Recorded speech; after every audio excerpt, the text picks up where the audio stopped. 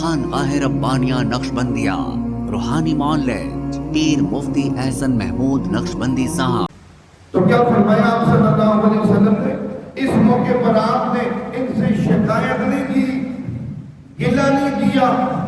کتابوں میں آتا ہے حضرت عبدالرحمن بن عوف رضی اللہ تعالیٰ عنہ کی حضور پاک صلی اللہ علیہ وسلم سے رشتہ داری بھی تھی، آپ سے دور سے رشتہ داری بھی تھی۔ اس رشتہ داری کی وجہ ہوتے ہوئے بھی، عشرہ مبشرہ سے ہوتے ہوئے بھی، جلیل القدر صحابی ہوتے ہوئے بھی آپ صلی اللہ علیہ وسلم نے اور آپ رضی اللہ تعالیٰ عنہ نے حضور پاک صلی اللہ علیہ وسلم کو نکاح کی خبر تک نہ دی۔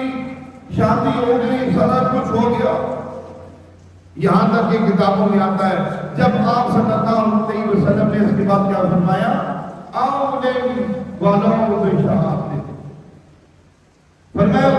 نے فرمایا اچھا ولیمہ کر لو، ولیمہ کر لو، اگر یہ بکری کا بچہ کیوں نہ ہو۔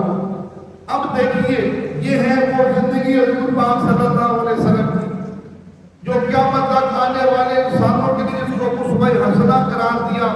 لَقَدْ كَانَ لَكُمْ فِي رَسُولِ اللَّهِ أُسْوَةٌ حَسَنَةٌ، حضور کی زندگی کو قیامت تک آنے والے انسانوں کے لیے بہترین نمونہ بنایا، پیغام دے دیا کہ قیامت تک آنے والے انسانوں کو غیروں کی ناپاک زندگی اور ناپاک تہذیب کی محتاجی نہیں پڑے گی۔ اتنا آپ نے آسان فرمایا اور برکت کی دعا دی آپ صلی اللہ علیہ وسلم نے۔ آج ہمارے معاشرے میں دیکھیں نا، اگر کسی کو نہ بنائے تو دلا کہ لو جی آپ نے شادی میں نہیں بلایا، لو جی آپ نے اپنے اس پروگرام میں ہمیں نہیں بلایا، گلے شکوے، ہمیں سادگی کا حکم دیا جا رہا ہے۔ اس لیے گلوں کا ہمیں گنجائش نہیں کسی کے ساتھ گلا کرنا بھی آپ نے ہمیں شادی میں کیوں نہیں بلایا۔ اس لیے حضور پاک صلی اللہ علیہ وسلم نے اپنی ذات سے یہ بات بتا دی کہ اگر یہ گلے کی بات ہوتی تو حضور بھی گلا کرتے، اور تم آپ کو میں نے جنت کی خوشخبری دی، آپ میرے رشتہ دار، آپ میرے جلیل قدر صحابی، آپ میرے ساتھ اتنا تعلق، مجھے بتایا ہی نہیں، مجھے بتائی نہیں آپ نے لگا نہ کوئی گلہ نہیں دیا۔ قیامت تک آنے والے انسانوں کو کیا ہمیں اس موقع میں گلہ نہیں دینا چاہیے کہ آپ نے ہمیں کیوں نہیں پوچھا؟ اور اس لیے سادگی کا حکم ہے، اس موقع پر کیا حکم ہے؟ سادگی کا۔ اگلی بات کیا فرمائی حضرت عبدالرحمن بن عوف سے؟ قولاً ولو بشاۃ، بھائی ولیمہ کر دو۔ اب ولیمہ کرنا حضور پاک صلی اللہ علیہ وسلم کی سنت قرار دیا کہ آپ نے ولیمہ کرنے کو پسند فرمایا، حکم دیا ولیمہ کرو، لیکن ساتھ ایک بات فرما دی جس پر ہم عمل نہیں کرتے۔ بھئی انسان اتنا کام کرے جتنی استطاعت ہے۔ آخری درجہ اس دور میں یہ جانور عام عمل کرتے تھے، آپ نے فرمایا بکری کا بچہ بھی ہو، اتنا بھی ولیمہ کر لو جتنی آپ کے اندر استطاعت ہے اس کے مطابق کر لو۔ اور لمبا چوڑا ولیمہ کرنے کا آرڈر نہیں ہے کہ جناب ہزاروں لوگوں کو بلاؤ، اتنے کھانے پکاؤ اور اتنا شور کل کرو، اس کو حکم نہیں ہے۔ ہاں یہ حضور نے ضرور بات فرمائی ہے کہ ناپسندیدہ ولیمہ وہ ہے جس پہ غریبوں کو نہ بلایا جائے، صرف امیر لوگوں کو بنایا جائے، غریبوں کو نظر انداز کر دیا جائے۔ اس سے آپ صلی اللہ علیہ وسلم نے منع فرمایا۔ تو آج ہم اپنے معاشرے میں دیکھ لیں لوگ قرض لے کر، سود پہ قرض لے کر، نہ جانے کتنی مصیبتیں اٹھا کر ولیمے اس لیے بڑے کرتے ہیں تاکہ لوگ ہم سے گلہ نہ کریں، اور پھر طرح طرح کے کھانے پکائے جاتے ہیں تاکہ لوگ خوش ہو جائیں۔ آپ لوگوں کو میں کہتا ہوں جنت کا کھانا بھی دنیا میں کھلائیں گے پھر بھی نقص نکال کے جائیں گے، پھر بھی اس میں کوئی نہ کوئی کمی نکال کے جائیں گے۔ اس لیے ہم نے اس دنیا میں رہتے ہوئے لوگوں کو خوش کرنے کی فکر نہیں کرنی کہ لوگ خوش ہو جائیں۔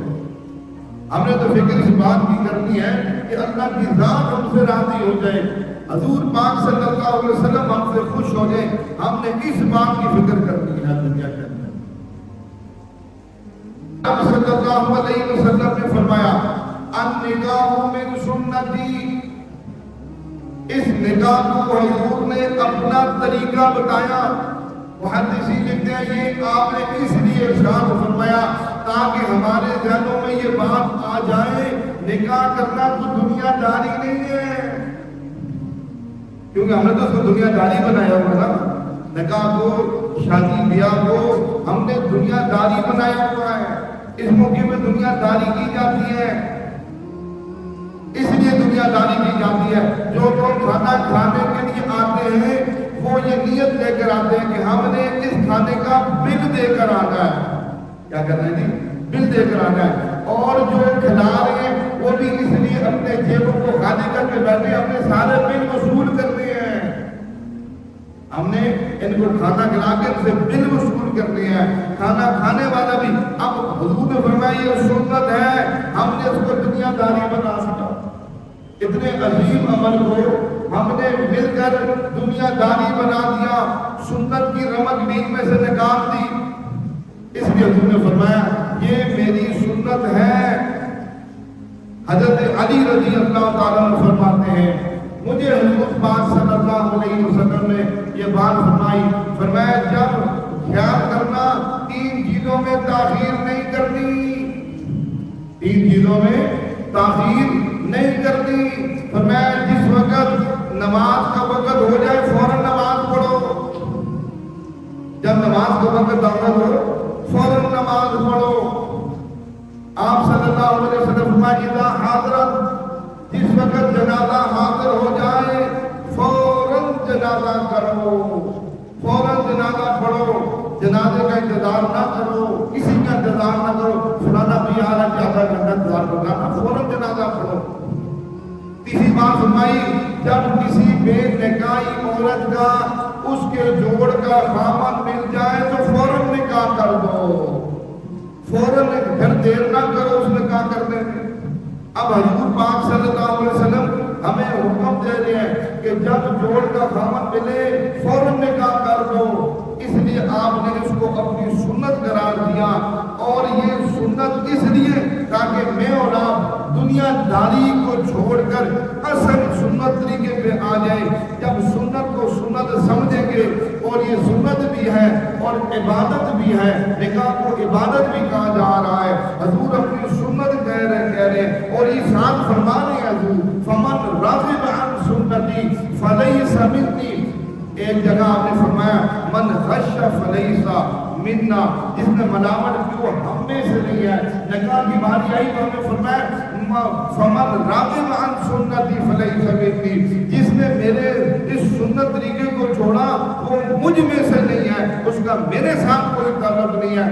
اس لیے بعض لوگ کہتے ہیں، بعض عورتیں بھی کہتی ہیں، بعض مرد بھی کہتے ہیں جی ہم شادی شدی نہیں کرتے جی، ہمیں کوئی ضرورت نہیں نکاح کرنے کی، ہم ایسے ہی زندگی گزاریں گے. اس لیے نکاح کے بغیر زندگی بغیر تقوی والی زندگی کہا گیا. نکاح کے بغیر زندگی کو ناپسند کیا گیا، نکاح والی زندگی کو عبادت کہا گیا. اس لیے آپ نے بھی سنا ہے کہ انسان کا جب نکاح ہوتا ہے اس سے پہلے کہ نصف ایمان ہوتا ہے، نکاح کرنے کے بعد اس کا ایمان مکمل ہو جاتا ہے. علیہ وسلم فرماتے ہیں، آپ صلی اللہ علیہ وسلم نے فرمایا الدنیا متاع، الدنیا متاع وخیر المتاع الدنیا المرأة الصالحہ. حضرت پاک صلی اللہ علیہ وسلم فرماتے ہیں ساری دنیا نفع حاصل کرنے کی چیز ہے. آدمی دنیا سے نفع حاصل کر رہے ہیں، دنیا کے اندر زمینوں سے نفع حاصل کیا جا رہا ہے، پہاڑوں سے نفع حاصل کیا جا رہا ہے، آسمانوں سے، آپ دریاؤں سے، سمندروں سے، سورج سے، چاند سے، ستاروں سے، دنیا کے اندر جتنی بھی اللہ کی نعمتیں ہیں ہم ہر نعمت سے نفع حاصل کر رہے ہیں. فرمایا دنیا تو ساری نفع کی چیز ہے. کائنات کے پیغمبر صلی اللہ علیہ وسلم فرما رہے ہیں لیکن سب سے بہترین نفع، سب سے بہترین نفع کی چیز دنیا کے اندر فرمایا المرأة الصالحہ، نیک عورت ہے. آپ نے کیا فرمایا؟ نیک عورت اس دنیا کے اندر بہترین نفع کی چیز ہے، بہترین نفع ہے دنیا کے اندر. اس لیے آپ صلی اللہ علیہ وسلم نے فرمایا حدیث پاک میں آتا ہے خوش بخت انسان کی 3 نشانیاں ہیں.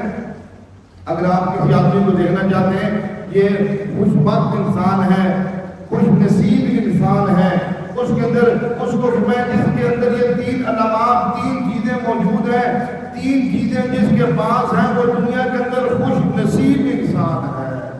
فرمایا سب سے پہلے آپ نے فرمایا کشادہ گھر. گھر کون سا ہو؟ کشادہ ہو. ہمارے جو آج کل یہاں کالونی کے اندر 5 مرلے کے ڈبے ہیں، اس کو کشادہ نہیں کہتے. گھر جو ہے آپ نے یہ نہیں فرمایا جس کا گھر اپنا ہو، جس کی چھت اپنی ہو. آپ نے کشادہ کا لفظ حدیث میں فرمایا. بڑا گھر، بڑا گھر. تو اس دور میں میرے خیال میں یہ ڈبہ بھی بڑی نعمت ہے. جن کے پاس نہیں ہے نا، جو کرایہ پہ رہ رہے ہیں، ان کے لیے 5 مرلے کو بھی بڑی نصیب کی بات ہے. بڑی اللہ کا فضل ہے جن کے پاس یہ کر دیا ہے اس دور میں. تو کیا فرمایا؟ سب سے پہلی بات کشادہ گھر جس کے پاس ہے وہ دنیا کا خوش نصیب انسان ہے. دوسری فرمایا جس کے پاس خوشگوار سواری. خوشگوار آج کل تو موٹر سائیکل بھی سواری ہے نا. خوشگوار گرینڈی ہو گئی، V8 ہو گئی، کیا خیال ہے ہونڈا سیونکس ہو گئی، فلانی. یہ تو خوشگوار گاڑیاں نا، بندے کو بھی خوشگوار بنا دیتی ہیں. تو سواری کا ہونا یہ بھی خوش نصیبی کی علامت. تیسری بات آپ نے فرمایا المرأۃ الصالحہ، جس کی بیوی نیک ہے وہ بھی دنیا کا خوش نصیب انسان ہے. اچھا جی وہاں بتاؤں، یہ خوش نصیبی ہم نے اس کا انتخاب خود کرنا ہوتا ہے. اس کا انتخاب ہم نے خود کرنا، کیونکہ ہمیں موقع دیا گیا. حضور نے فرمایا آدمی نکاح 3 وجہ سے کرتا ہے. فلان صاحب 3 وجہ سے. پہلی وجہ حسن و جمال، خوبصورتی. خوبصورتی بڑے خوبصورت، بڑے لشکارے، خوبصورتی کی وجہ سے نکاح کرتا ہے.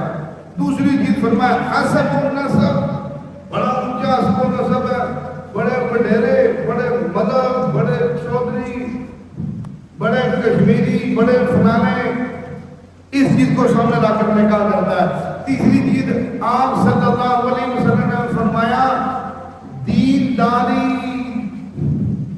کیا فرمایا؟ دینداری. آدمی ان تینوں چیزوں میں سے کوئی ایک چیز دے کر کرتا ہے. لیکن مجھے آپ کو کائنات کے پیغمبر صلی اللہ علیہ وسلم ہمیں یہ کہیں گے خیال کرنا نکاح کے وقت ترجیح دینداری کو دینا. کس کو دینا بولیے؟ حسب نسب کو نہ دینا، مال و دولت کو نہ دینا، حسن و جمال کو نہ دینا، دینداری کو ترجیح دینا. اس لیے نیک عورت گھر میں آ گئی، تمہاری بیوی نیک بن گئی، وہ نیک خاتون تمہارے گھر میں آئے گی، تم خوش نصیب بن جاؤ گے، تمہاری زندگی خوشگوار ہو جائے گی، تمہاری زندگی مزیدار ہو جائے گی. اور اگر تم نے حسب و نسب کو ترجیح دی، مال و دولت کو ترجیح دی، مال و دولت مل جائے گا، حسب نسب کی وجہ سے نام تمہارا بڑھ جائے گا کہ فلانے نے جناب وزیر اعظم کی بیٹی سے شادی کیا، فلانے کی شادی فلانے وزیر کی بیٹی سے ہوئی ہے، فلانے کی شادی فلانے چیف جسٹس سے ہوئی ہے. یہ نام دنیا میں بڑھ جائے گا، لیکن تمہاری زندگی کا سکون تباہ ہو جائے گا. اس لیے حضور پاک صلی اللہ علیہ وسلم مجھے آپ کو کیا پیغام دے رہے ہیں؟ فرمایا اعظم نکاح برکتن ایسر مولدن، سب سے برکت والا نکاح کون سا ہے؟ فرمایا جس کے اندر آسانیاں ہوں. اب ہم نے اس آسانی والے کام کو مل کر مشکل بنا دیا. اس دور میں سب سے مشکل کام ہے نکاح کرنا، شادی کرنا. سب سے مشکل بنا دیا. جانبین کی لڑکی والوں اور دونوں کی طرف سے حضور فرما رہے ہیں اس کو آسان کرو گے تو برکت والا ہوگا. ہم نے اس کو مصیبت والا بنا دیا. ایک نکاح تھا، ہم اس میں حاضر ہوئے تو لڑکی والوں نے کہا کہ ہم دیکھو جی 10 لاکھ روپے حق میں، 10 لاکھ روپے حق میں. اچھا جب 10 لاکھ روپے حق میں کی بات آئی تو لڑکا پریشان ہو گیا، خود دلہا پریشان ہو. میں نکاح پڑھا رہا تھا، میں کہ کیوں جی؟ اس نے کہا یہ حق مہر عورت کو دینا ہوتا ہے، یہ عورت کے اوپر مرد کے اوپر قرض ہوتا ہے، یہ مرد کے اوپر قرض ہوتا ہے جو عورت کو دینا ہوتا ہے. تو مجھے کہنے لگا جی 10 لاکھ روپے حق میں، میری 20,000 تنخواہ ہے، میں کھاؤں گا یا اس حق میں اتارتا رہوں گا؟ بتاؤ جی. اب میں بغیر قرض کے مر گیا تو لو جی میرے اوپر کتنی مصیبت بن جائے گی. تو اس لیے اس کو آسان کریں، یہ 10 لاکھ روپے اپنے حق میں رکھ دیا. اب آگے سے لڑکی والے کیا کہتے ہیں توجہ کیجئے گا، اور ان کے ساتھ جو چیلے چالے ہوتے ہیں وہ کیا کہتے ہیں یہ لڑکی کا تحفظ کے لیے ہے. ہم اس لیے کہتے ہیں تاکہ ہماری بچی کا تحفظ ہو جائے. اب نکاح کرتے وقت ہی نیتیں خراب. نیت کیا ہے؟ اور بابا یہ تحفظ پیسوں سے نہیں ملتا، یہ تحفظ توکل سے ملتا ہے. آپ جب اپنے دل کا ٹکڑا 10 لاکھ میں بیچ رہے ہیں، آپ اپنے دل کے ٹکڑے کا سودا ایک مکان کے ساتھ کر رہے ہیں، ایک زمین کے ساتھ کر رہے ہیں، یہ تحفظ مانگتے ہیں. آپ اللہ کے بھروسے پر دیں، اللہ کے بھروسے پر، یا اللہ تیری امانت تیرے سپرد. اس لیے اللہ فرماتے ہیں، جو اللہ فرماتے ہیں ہمیں وہ اس پہ شک ہوتا ہے. ہم معاشرے کو دیکھتے ہیں، اللہ کیا فرما رہے ہیں؟ مجھ پہ توکل کر کے کام کرو. وَمَن يَتَوَكَّلْ عَلَى اللَّهِ فَهُوَ حَسْبُهُ. قیامت تک آنے والے انسانوں سنو، رب اعلان کر رہے ہیں جس نے مجھ پہ بھروسہ کیا میں رب اس کے لیے کافی ہوں، کہیں بھی پریشانی نہیں ہونے دوں گا. ہم رب پہ بھروسہ نہیں کرتے، ہم 10 لاکھ پہ، ہم زمینوں پہ، ہم پلانٹوں پہ، ہم ان چیزوں پہ بھروسہ کر کے بیٹھے ہیں. بھائی جان ہم نہیں کریں گے جب تک اتنا خیال نہیں ہوگا. اب میرے بیٹے کا نکاح ہوا ختم بخاری کے موقع پر، ہم نے مجھے کہتے ہیں آپ لکھیں ایک کمرہ فلانا فلانا بات ہوئی. میں نے کہا جی کمرہ تو بھی میرے پاس بھی نہیں ہے، میں بھی مدرسے کے مکان میں رہ رہا ہوں، میں بھی مدرسے کے مکان میں رہ رہا ہوں، کمرہ تو میرے پاس بھی نہیں ہے، میں بیٹے کو کہاں سے کمرہ لے کر دوں؟ بھائی ملکیت نہیں ہے، الحمدللہ بنایا سارا خود ہے، لیکن اس کی ملکیت نہیں ہم رکھیں گے، ہم مالک ہیں، یہ وقف ہے. بھئی کہاں سے کمرہ لکھیں؟ پھر ان کو اب جب 10,000 روپے حق مہر میں نکاح ہوا تو ہماری طرف سے بھی لوگ پریشان تھے، ان کی طرف سے پریشان تھے کہ اتنے تھوڑے مہر میں نکاح ہو گیا. یہ کس طرح کے لوگ ہیں؟ کیونکہ لوگوں کے دلوں میں غلط خیالات، گندگیاں بھری ہوئی ہیں. یہ تحفظ کے لیے حق مہر ہوتا ہے، یہ بچی کا تحفظ ہے، یہ اس کا فلانا ہے فلانا ہے، اس کی وجہ سے یہ اس کو طلاق نہیں دے گا، اگر طلاق دے گا تو اس کو دینا پڑے گا. اس خوف سے یہ ساری زندگی اگر آپس میں نہ چل سکے تو ساری زندگی وہ بچی تڑپ تڑپ کر زندگی گزار دیتی ہے. وہ نہیں طلاق دیتا، کہتا جاؤ لیں گے تو خلا لے لو. جب خلا لینے کے لیے جائے گی، خلا کی پہلی شرط ہے حکومت معاف کرو تمہیں تب خلا ملے گا. وہ خلا لینے کے لیے بھی نہیں جاتی، اگر خلا لے دی تو 10 لاکھ چھوڑنا پڑتا ہے. یہ طلاق نہیں دیتا، اگر طلاق دی تو 10 لاکھ دینا پڑے گا. اسی وجہ سے کر کے اس کی زندگی ساری اجیرت اور تڑپ کے اندر، تکلیف کے اندر گزر جاتی ہے. کیوں ایسا ہو رہا ہے؟ اس لیے کہ ہم نے اللہ پر توکل نہیں کیا، ہم نے کل پیسے پر سہارا لگایا تھا، آج پیسے کی وجہ سے زندگیاں تنگ ہو گئی. اس لیے آپشن اللہ نے رکھا ہے. بھائی میاں بیوی کی ایک آپس میں نہیں چل رہی نا، آپشن ہے. بھائی طلاق ختم، خلاص، کوئی دوسری شادی کر لے، یہ بھی دوسری شادی کر لے، کوئی تھوڑی بات ہے. وہ اللہ تو باتیں کر لے. حضور نے فرمایا کہ حلال چیزوں میں ناپسندیدہ طلاق ہے، لیکن جب ایک آپس میں رشتہ نہ چل رہا ہو تو آپشن شروع دیا، ختم کرو، لڑکی ادھر کرے لڑکا ادھر کرے، کہانی ختم. لیکن اس حق مہر کی وجہ سے وہ ساری زندگی بچی تڑپتی رہتی ہے. اب بلاؤ جنہوں نے کہا تھا بچی کا تحفظ ہے، یہ تم تحفظ دے رہے ہو، یہ تم نے تحفظ دیا. حضور فرمایا نے برکت والے نے کہا وہ ہے جس میں آسانیاں ہیں. ہم کہتے ہیں ہم وہ نکاح کریں گے جس میں لعنتیں ہیں، مصیبتیں ہیں، جس میں تکلیفیں ہیں، جس میں پریشانیاں ہیں، ہم اس نکاح کو ترجیح دیتے ہیں. اب الحمدللہ کچھ لوگوں کو پتہ ہے، کچھ کو پتہ ہی نہیں ہے. نہیں پتہ، میں اس لیے بتا رہا ہوں کہ ہمیں عملی نمونہ بننا ہے. مجھے بھی بننا ہے، آپ کو بھی بننا ہے. ہم عملی نمونہ بنیں گے، میدان میں اتریں گے، اس وقت بات سامنے آئے گی. جب ہم بھی میدان میں اتریں گے تو پھر کس کو اتاریں گے میدان میں؟ فرشتوں کو کہیں گے بھائی تم سنت طریقے پر عمل کرو، ہم تو دنیا داری پہ چل رہے ہیں، ہم نے تو لوگوں کو خوش کرنا ہے، کیونکہ لوگ منہ دیکھتے ہیں. لوگ یہ منہ دیکھتے ہیں، اس لیے ہم نے لوگوں کو خوش کرنا ہے. ہم دنیا داری، آپ دینداری، آپ فرشتوں تم دینداری کرو. ہم نے اس چیز کو، اب لفظ برات پنجابی میں برات کہتے ہیں، وہ اردو میں برات کہتے ہیں، پنجابی کے اندر جنج کہتے ہیں. آج سارے بچے کی جنج ہے، آج ہم اس کو برات. لیکن یہ دونوں لفظ برات نہ قرآن سے ثابت، نہ حدیث سے ثابت، نہ صحابہ کی زندگی سے ثابت. یہ دونوں لفظ ہندوؤں کی ناپاک تہذیب سے ثابت. اس برات کے اندر اتنی خرافات، اگر میں وہ خرافات بیان شروع کر رہا ہوں تو 3 گھنٹے اس کے لگ جائیں گے. اتنی خرافات ہے برات کے اندر. لیکن آپ بتائیے کون ایسا ہے دلیر جو کہے جی میں برات کے بغیر بیٹے کی شادی کروں گا؟ ہاں، جو شریعت نے لفظ دیا وہ رخصتی کا دیا. کیا دیا؟ رخصتی کا دیا. شریعت ہمیں برات کا لفظ نہیں دیا، ہمیں رخصتی کا لفظ دیا. کہاں سے ملا؟ رحمت کائنات صلی اللہ علیہ وسلم نے حضرت علی کرم اللہ وجہہ کو بلایا، او حیدر کرار آپ نے رخصتی کرنی ہے. آج حضور میں تیار ہوں. کہا جاؤ پہلے گھر کا سامان تیار کر کے آؤ، بوری بستر سیدھا کرو، پھر آؤ. یہ الگ سارا سامان تیار کر کے ضروریات زندگی، چولہا، برتن، سارا کچھ جو ہم بیٹی کو دیتے ہیں نا جہیز کی صورت میں، وہ انہوں نے خود تیار کیا اور آ کر چلا دیا. حضور میں نے سارا کچھ تیار کر دیا. حضور نے فرمایا اچھا اب جاؤ. مغرب کی نماز پڑھ کے خاتمہ کو بلایا. خاتمہ ادھر آ. خاتمہ ہی فرمایا آپ پکڑو میری بیٹی، میرے لخت جگر خاتون جنت سیدہ فاطمہ الزہرا کا ہاتھ پکڑو. جاؤ علی کے دروازے میں قریبی گھر تھا، دستک دینا. اندر سے آواز آئے گی کون؟ کیا نا سرکار دو جہاں وجہ کائنات نے آپ کی امانت بھیجی ہے، آپ کی امانت دینے کے لیے آئی ہوں. دروازہ کھلے گا، فاطمہ کو اندر کرنا، وہیں سے واپس آ جانا. وہیں سے بتاؤ میری اور آپ کی بیٹیاں خاتون جنت سے بڑھ کر ہیں.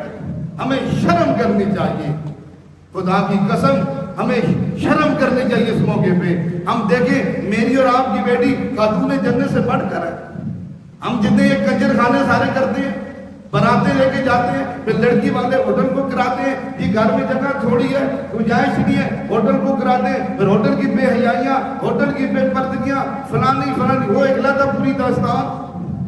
پھر یہ جہاں لڑکے والے نہ ایک جیسی بھی ایڈ ہونی چاہیے، ویگو ڈالے ہونے چاہیے، سارے کالے رنگ کے ہونے چاہیے، رنگ برنگی گاڑیاں نہیں ہونی چاہیے. اس دن میں نے فیس بک پر دیکھا 25 گاڑیاں ایک طرح کی، آگے لمبی جو گاڑی ہوتی ہے جو بسی میں کھڑی ہوتی ہے وہ تھی، اور پیچھے ساری ایک جیسی سفید گریڈیاں گاڑی. جناب یہ برات جا رہی ہے جناب، 25 گاڑیاں ایک جیسی ساری. یہ ساری خرافات، ساری حرام کاریاں، ساری بدکاریاں ہمارے اندر پائی جاتی ہیں. اس لیے ہمیں نمونہ، میں عرض کروں ہمیں نمونہ بننا ہے. ہم نہیں بنے گے تو فرشتوں کو نہیں ہم بنا سکتے، وہ چیز سے پاک ہے. الحمدللہ آج کے دن میرے بیٹے، میں یاد میرے بیٹے کی کچھ بھی نہیں ہے، اس کی ہونے والی بیوی کی رخصتی ہے. یہ بیٹھا سامنے، اس کا کچھ بھی نہیں ہے، یہ گھر بھی ہوگا، اس کی رخصتی ہے. اس کے والد صاحب اپنی بیٹی کو رحمت عالم صلی اللہ علیہ وسلم کی سنت کے مطابق آج عصر کے بعد ہمارے گھر میں چھوڑ کر جائیں گے. ہمارے گھر میں یہاں سے کوئی برات نہیں جائے گی، کوئی لمبی چوڑی کہانی نہیں ہوگی، کوئی خرافات نہیں ہوگی. اللہ کے فضل و کرم سے بہت لوگوں نے میری مخالفت کی، میں کہا کرنی ہے کروڑ دفعہ کرو، نہیں کام کروں گا.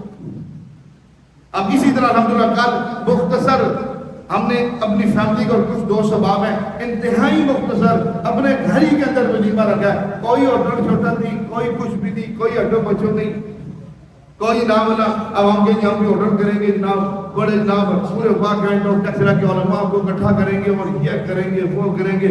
نہ نہ نہ، حضور نے فرمایا آدم نکاح برکتن، سب سے برکت والا نکاح ایسر معونتن، جس کے اندر خرچہ کم ہو، جس کے اندر آسانیاں زیادہ ہو، جس کے اندر سہولت زیادہ ہو. حضور نے فرمایا سب سے برکت والا نکاح. اسی کے لیے میں بھی نیت کرتا ہوں موت تک ہم اپنے بچوں کی شادیاں پاک پیغمبر صلی اللہ علیہ وسلم کی زندگی سے ہٹ کے نہ کرے. جو کرے گا خدا کی قسم مال کے اعتبار سے بھی پریشان ہوگا، دنیا کے اعتبار سے بھی پریشان ہوگا، اور حقیقت جانے تو آخرت کے اعتبار سے بھی پریشان. ہم نے لوگوں کو نہیں خوش کرنا، ہم نے خوش کرنا ہے تو آخر دم تک اللہ اور اللہ کے رسول کو خوش کرنا ہے.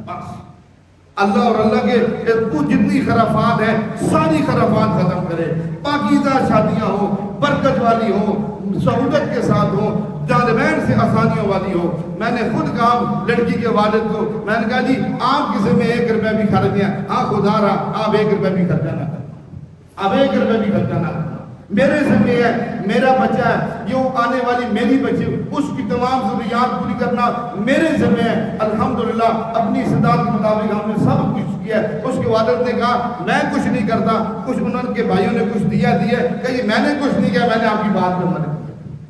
میں کہا میں برات لاؤں، آپ کو ہوٹل بک کرنا پڑے گا، 200 بندوں کی روٹی کھلانی پڑے گی، 2-2.5-3 لاکھ لگ جائے گا، ان سے سب منع کیا جاتے نہیں کرتے سارا۔ الحمدللہ اس کو کہتے ہیں شادی ہو رہی ہے، آپ کو پتہ ہی کیوں نہیں ہے، بیٹا ادھر ہی ہے، یہ جائے گا ہی نہیں، اس کی دلہن گھر میں آ جائے گی۔ یہ ہے سنت پاک صلی اللہ علیہ وسلم کی۔ اللہ پاک مجھے آپ کو اور قیامت تک آنے والے انسانوں کو حضور کی سیرت طیبہ کے اوپر عمل کرنے کی توفیق نصیب فرمائے۔ ہمارے ہاں جادو، جنات، بندش اور نظر بد کا شافی علاج قرآن و سنت کی روشنی میں کیا جاتا ہے۔